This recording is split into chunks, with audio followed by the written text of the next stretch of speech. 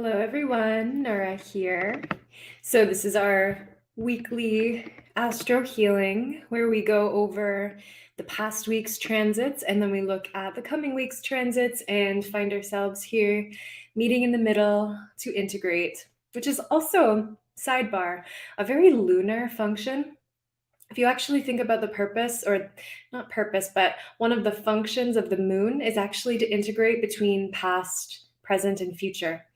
And a really specific way that we do that in astrology is by connecting with the nodal axis. So diving right in. And right now we have the North Node in Scorpio, North Node in Taurus, South Node in Scorpio. And we can think of the moon as the moon goes through the phases, through all of the 12 signs every month. We get a little taste, almost like a different perspective, almost like you're on a carousel. So imagine there's an axis that's lit up, Taurus, Scorpio, and then we get to see what it's like as we go around the circle every month. We get to do this every month. And not only that, we also we get to experience what it's like when the moon connects with those different points on the axis. So we just had a new moon. So we're very much in this energy of new beginnings, new energy. There's a beautiful song by Fia. It's called New Moon. I think it's just called New Moon by Fia, F-I-A. And the lyrics go, new moon, new me, I am planting my seeds. New moon, new me, new energy. And I really just love that. It's a really nice song and you can get into the rhythm and there's a lot of repetition. And I find for me that gets me very into a trance almost. So anyways, that's what I like to do with my new moon time and just being that receptive vessel to receive. I often don't set a very specific intention right at or even before the new moon. I usually give myself a day or two, and actually until I start to see a sliver of the moon appear in the sky, and then I start to become more clear on my intentions and what I want to manifest for the cycle. So that's just how I do it. You might want to experiment with what feels right for you. Okay, so let's go back in time to last week. And the reason that we go and look back behind us at the past is so that we can remember. And remembering, recapitulating, this is what helps us to integrate and be here fully present in the now, especially in our busy lives where we could be jumping from task to task to task and talking to all these different people, going to our jobs, hanging out with our kids, and just never really give ourselves a chance to process. And then that's when stuff starts to build up. And I don't know if any of you ever have trouble sleeping, but that's been something that I've heard quite a bit lately, especially given just Pisces season. People tend to have really active dreams, and they can be dreams or they could be nightmares, but either way, it could be just a lot to process at night. And one of the ways that we can work with that strategically is, for one, have a dream journal that you can write about in the morning. But the night before, write down everything that happened in your day. And even just giving attention to it really helps the mind to be able to completely settle down. It's like you don't have to start sorting everything out in your sleep. And your sleep can be more restful. And it can also bring you to these new places, these more fun, joyful, creative places, rather than just recapitulating what happened in your day because you didn't necessarily have time to fully be with it. So that's another purpose of these times every Friday night, just remembering what went on during the week and then making the connections with the different transits. So if we go back a little bit, last week, a lot of energy around trust, belief, and speaking what you want into existence. Why? So you may be familiar with the Venus star point or the Venus cycle. And so every 19 months, the sun and Venus come together and they form what is known as a Venus star point. And this is just when the Venus, she stations retrograde and she goes back and then she joins the sun, and that's considered to be the beginning of the cycle. So currently we're working with the Venus star point in Capricorn, and that will be for the next 19 months. We will have another Sun-Venus conjunction in October, and that will be in Libra, but that will be almost like the midpoint of the Venus cycle. So that's the zoomed out lens of talking about Venus. If we zoom in, every month we get a Moon-Venus conjunction, and when we have those, that forms what is known as a Venus gate. So we have all these Venus gates that happen within the broader Venus cycle. And what these are all about, especially because Venus is our point of attraction. Venus shows us where our resonance is. She shows us our feelings about what we're attracting, and where, if we focus our attention, we can actually do a lot of adding harmony. We can bring more harmony into a space really intentionally if we're working with Venus on purpose. So, long story short, right now we're working with a Venus gate that corresponds to the throat chakra. So all of us, no matter where you are in the world, we're all working with a throat chakra healing and clearing. And if we think about the voice and the vocal cords, all of that, even the cadence of our voice, the sound of our voice, everything is about resonance. What's our vibration? And what are we speaking into existence? So that's really a big theme right now that we're all working through for this whole month container, working with the Venus gate with the throat chakra. So I feel like that's really enveloping. So I'm wondering what might have come up for you within this past week, because we just started working with this Venus gate about a week ago, within the past week. Have you noticed any specific ways that you've been speaking that you're like, oh, that's interesting. Why did I say it like that?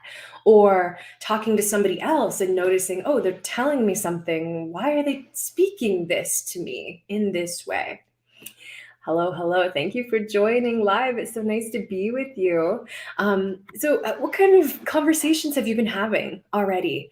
What I notice is that every time we enter a new gate and we begin the process of clearing out the chakra that the Venus gate is associated with, we tend to have actually the more difficult stuff come up first, because we start to see like, oh, okay, there's a shadow here, and I get to purge this, or I get to integrate it, or I get to heal it. And especially with the throat chakra being so connected to our power, our ability to speak, our ability to manifest, thoughts become things. When we repeat something enough times to ourselves, our subconscious mind also believes it, and then we just start to act that way. So there's so much power in the quality of our words. So in what ways are you clearing? What are you clearing out of the throat chakra? Are you speaking things to yourself that are serving you in what it is that you want to create at this time? Are you noticing the quality of your words about yourself, especially because we're also working right now with Mercury still in Aries. And so Mercury in Aries has a lot of emphasis on the self and thoughts about the self. Okay, I see comments. This week has been a complete shock, mind-blowing what has happened. Wow. Yeah, and I'm not sure exactly what you're referring to, but I feel like a lot of shocking things have been going on in a lot of different ways, on a lot of different levels. Okay, yeah, not barely being able to speak. Wow. Yeah, I hear a lot of things like that happening. A lot of times when we need to clear something, it's going to come through physically. So that might be actually a sign that whatever it is that you're working through, that's how it's choosing to be purged. When we were working with the prior Venus gate, when we were clearing in the third eye, like immediately the same day that the Moon Venus conjunction happened, this was about 5 weeks ago, I immediately got a migraine and started to actually get sick, and like my sinuses and all of those parts of the face and the body are associated with the third eye. And that was how I really began. I was like, okay, here we go. We are clearing this third eye. So maybe that's similar. If you have a tickle in your throat, or feeling scratchy, or not able to speak, or speaking a lot and not knowing why, if you just observe the patterns of how you're speaking. And is it feeling right? Are you serving yourself in your speech? That's a really good question when it comes to working with Mercury in Aries. Okay, so what else did we have going on last week? I'm taking a look at my notes here. Okay, so, oh, this is a good one. We had Asteroid Lilith conjunct the North Node in Taurus, March 28th. And so a note that I made to myself about this was, it's time to embrace our wild. And so Asteroid Lilith has a lot to do with confronting our shadow, particularly in what has been rejected by society. And this goes for all genders, but particularly in relation to what we have boxed in as the feminine. So anywhere that you feel perhaps alienated or disconnected from your body, because Asteroid Lilith is currently in Taurus, and Taurus is trying to reinvigorate us and reawaken us to our senses, there may be some indicators of where you need to open up and get more into your body. Where have you almost put your body in a box of like, this is how I move my body? If you do yoga, you'll know that something we're always talking about in yoga is do different poses. Don't get too much in a rut of always moving the same way. That's actually what I feel the Asteroid Lilith conjunct the North Node really gave us an opportunity for. And so if you maybe got uncomfortable in your body, I was personally moving when this was happening, and I had to spend 3 days in the car, and that was very confining for me, and my body does not like that. So almost everywhere we went, I was getting out of the car and just like doing weird movements while everybody on the side of the road was like, who is this chick? Totally not afraid to be the weirdo, the weird one. Hopefully I give other people permission to do the same. But just this need to like, I need to move differently. So is there anywhere that you feel any shame? Because that's also a Lilith theme. Is there any shame about the body? And how can you bring even more love into that space? A lot of times when we're doing shadow work, particularly in relation to Lilith, it's places that we actually need to re-empower ourselves. We need to reclaim something. We need to take something back. Any sort of work around body love, allowing yourself to also feel more pleasure. That's a really big part of this. Or sensory play, sensory experiences. Yes, a question came in. Do I do readings? Yes, I do. NuraRochelle.com is a great place. And I also offer some sessions on spiritandspark.com, as well as teaching is my main thing. So I'd be happy to connect if you're feeling the resonance. Yeah. Oh, I see another comment here. The definition of what comes around goes around definitely has shown much clarity. Beautiful. Yeah, there's a lot of this energy, especially with Taurus Scorpio, around karmic return. And there's this additive energy with the North Node in Taurus. So we're adding things into our life, but we want to make sure that we're adding things in alignment with our priorities. And Asteroid Lilith with the North Node is saying, be sure to include your body. Be sure to include this wild power that is you, really reclaiming, rewilding. These are all very popular terms, but what does it really look like? What does it really mean? What does it really feel like? How can you allow yourself to feel physically, sensory, even more in your body? Something that I've been noticing in relation to the Jupiter-Neptune in Pisces, so we're approaching that conjunction. That's going to be exact April 12th, but you might already be feeling that, especially if you're empathic or just energetically sensitive. But the Pisces in natural sextile to Taurus, I really think is bringing on this new level of sensory experience, almost like synesthesia, when you, or that may not be the perfect word, but where you can smell a color or you can hear a taste where your senses are doing different things. And what I think that really is, I think we have, I mean, it's been proven, we have way more than just five senses, but I feel like there's this expansion into our awareness of what that is. So if you're very sensitive, you might be starting to feel more of that. I know for me, I've been having these experiences where I'm like, velvet. I'm nowhere near velvet, but I'm feeling velvet. What in my energy field is velvet right now? I have no idea. And I'm trying to categorize it and understand it, but I'm very much noticing, wow, I am feeling things more than I have ever felt them. And to me, that feels very Taurus. So sensory in my body, with Pisces, like connecting to the cosmos. So how can you put those together in yourself, and what's showing up in that space for you? Okay, so we also had the Sun in Aries, sextile Vesta in Aquarius. This was March 29th. So the Sun is always showing us where we get to focus our attention. And in Aries, the Sun is exalted in Aries. So the Sun's very happy here. There's a lot of vibrant attention. And Vesta is the goddess asteroid of sacred service and devotion. And Vesta is currently in Aquarius. So we had a Sun sextile Vesta, March 29th. And there's a lot of energy around global service and what our role is as we connect with people as an individual, with the group, or with people around the world. I have to be careful with certain words that I speak here just because of all of the censorship and things like that. But where we are donating money and different causes that we're supporting, but there's a lot of tension and there's a lot of disagreement. And that's very Aquarian.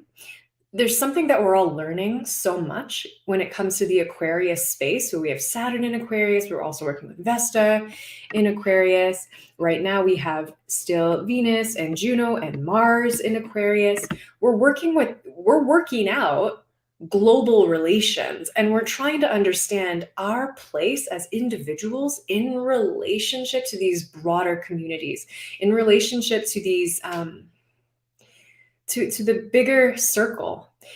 Somebody put it really well, that whatever we're doing, especially if you're a light worker or a healer, that everything is about people, not politics. I mean, at least that's my stance. If I am offering a prayer to somebody somewhere, it's about the people. It's not necessarily about choosing political sides.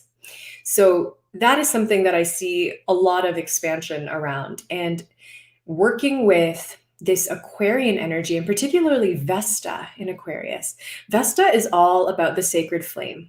She represents the hearth fire, what it is that keeps us anchored to the sacred. So there's something that we're remembering around what is sacred in community, what is sacred in the world, about people, what is the sacredness of people? How are we creating more perhaps sanctification around our communities, around our friend groups, and realizing, oh, this is where I really get to show up as an individual when I'm in alignment and in right relationship with my communities. And also, how can I expand what that means? How can I expand and open up to the possibilities of being a human as we enter the age of Aquarius, where everything is nonstop changing?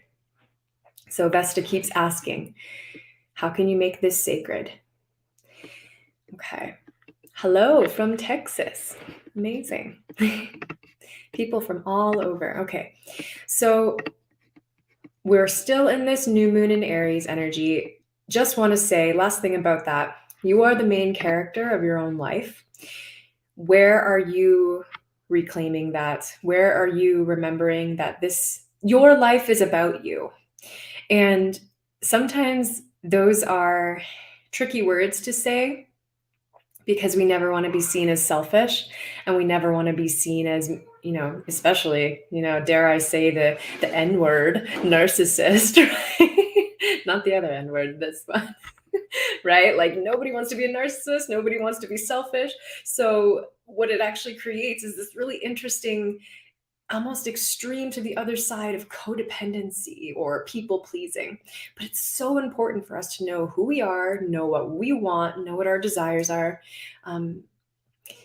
understand our own will and how we get to direct our own will. This is all Aries energy, and it's being healed because Chiron is in Aries. And so there's a lot of healing of how we direct our will and how we allow ourselves to connect with our ego, or really see our ego as servant, see our ego as the servant to our higher selves, and rather than saying, no, you have no place here, right? We want to make sure that all parts of us have a seat at the table, or else we're basically we're asking for difficulty in the future. We're asking for, if we repress things, we're basically inviting them to come back again at a later date in a less desirable manner. So if something's coming up, particularly a desire, you want to be able to act on it and channel it with conviction. Okay, so think about all that's happened for you in this past week. Maybe you want to do some journaling around that, and some, if I had to narrow it down to 3 questions. How are you embracing your wild? That's part 1. What are you speaking into existence? That's question 2. 3, how do you need to show up more as the main character in your own life? Okay. And how did all that happened last week support you in starting to connect with these questions? Okay, so now if we move into just a brief overview of what's coming for this week ahead, I coined the energy this week as understanding your own multi-dimensional resonance. Hello. Hello from Mexico City. Hello, hello. So understanding our own multi-dimensional resonance, what does this mean? So resonance, part 1, our energy, our vibration, our frequency. What are we attracted to and why? What are we repelled by? This is also South Node Scorpio, understanding our magnetism, understanding, what we are attracted to, we are going to bring in more of, and what we're repelled by, we're going to push it away. That sounds obvious, but sometimes we have these very interesting relationships where we hold on to things that we don't need, and that keeps us in cycles. So that's the invitation with the South Node in Scorpio, is to release those things lovingly. So the multi-dimensional part of our resonance is, well, there's this 3D reality. There's this, sensory experience. A really good example is music. You can walk into a room if somebody's listening to music and you can love it and it can be really uplifting and revitalizing, or you can absolutely hate it and not be able to be in that space. And it could be you could feel totally neutral actually about the song or the artist, but it's just, is it in resonance with your energy and what you're wanting? So super simple example is, music. What are you listening to? Feng Shui is another example. How you position items in your room. Is it allowing energy to flow? Do you feel in resonance with your space? Or do you feel turned off by your space? Does your space make you feel closed in, or does it make you feel uncomfortable or edgy? So that's the very 3D sensory level. And that is being really navigated, especially with the Venus in Aquarius, because Venus is helping us to understand the airwaves and the energy in that sense. But also the Uranus in Taurus, which is helping to liberate our values. And Uranus is approaching conjunction with the North Node in Taurus over the summer, but we're already starting to feel that, where we're really questioning what it is that we value and making sure that our systems align with that. And that's coming into play in everything in our day-to-day life. So if we think about it on other levels, the resonance of ideas, right? Like now we've entered a little bit more of the realm of the abstract. Well, there's a lot of ideas floating around, and a lot of them are not ours, and there's not an issue with that. But where it can become an issue is if we're just sort of indiscriminately accepting all this other energy. And this comes down to energetic hygiene, which is a really big practice for South Node in Scorpio, but also this Pisces energy. And we're working with this Jupiter and Neptune in Pisces. Like, we need to be on point with our energetic hygiene, because we know as soon as you enter the realm of thoughts, ideas, energies, imagination, it can be a really beautiful place. But we can imagine our way into heaven and we can imagine our way into hell. Right? I'm sure you've experienced this. It's like all of a sudden there's that one thought, and then you just keep going and you start imagining or catastrophizing into the worst possible future, right? Apocalyptic things, the world ending. And it could be based on an idea, something that you don't even have physical proof for. You can also imagine into a version of what you want to create, like your own idea of what heaven is. But that's really what we're working with this Neptune and Pisces. There's duality in the space of imagination. Same with meditation or visualization or prayer, or if you're working with spirit guides, we have to be discriminant. Like, we can't just accept whatever's coming as, oh, this is, I should act on this, right? We should say, I'm receiving this insight, or I'm seeing this vision in my imagination. I'm going to run it through all of my filters. I'm going to run it through my heart. I'm going to run it through my body, right? I'm not just going to accept blindly. I'm not going to have blind faith in this idea or what I'm seeing in my visioning. It's a really important practice. Yeah. Energetic hygiene in the realm, especially if you are, experiencing an increase in your psychic skills, which I think everybody is. I think it's this actual global collective phenomenon where we're all becoming more psychic. And the people who were more in tune with this as children are really shooting up. And it's more accepted. But because of that, it's kind of like the Wild West, right? Where anything goes, and there's so much that we don't know. So we want to be so discriminate. And so that's why I say understand your own multidimensional resonance. So what resonates with you on all of these different levels of reality? And so here's a little bit of the transits and why I'm suggesting that as sort of the weekly umbrella theme. We're going to have Mars conjunct Saturn in Aquarius, April 4th. I see this a lot as a clash of new and old, because Mars is kind of like the young guy. And I don't want to, overly put it in a box of gender, but, Mars is the young guy, Saturn is the old man. Okay. The young guy, the new idea, the fresh, lots of energy and wants to do something new. And then Saturn's like, but we've always done it this way and it works. So why are we going to change anything?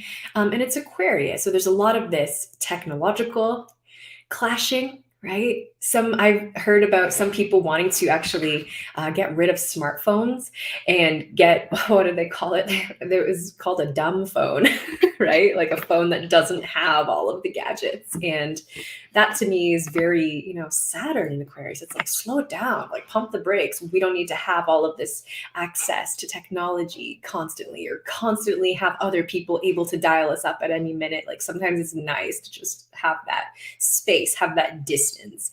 That's very Saturnian, because Saturn is inherently conservative. The desire to conserve our energy, conserve our resources. So Saturn in Aquarius kind of puts a container, puts a sense of groundedness in how we progress into the future. But Mars comes in hot and fiery and says, like, let's do something different.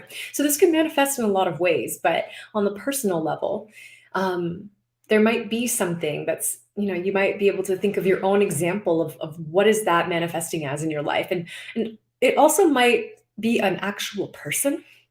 Maybe a Mars type of person comes into your life, and you might identify more with the Mars or more with the Saturn.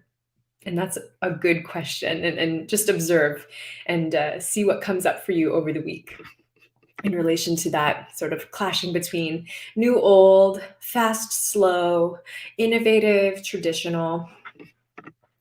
Okay. Another very exciting thing that we're going to have happen this week, April 5th, Venus is entering Pisces. Venus is exalted in Pisces. Similar to the sun being exalted in Aries, it's kind of like your best friend having a party for you. Like, you're so honored. You absolutely love going to their house. It feels so good. It's the same thing with Venus loving to be in Pisces. It's just divine love, gushing love, this big love, this exalted attraction, and very, very strong manifestation. But you'll want to be so clear on your energy, because that's Pisces.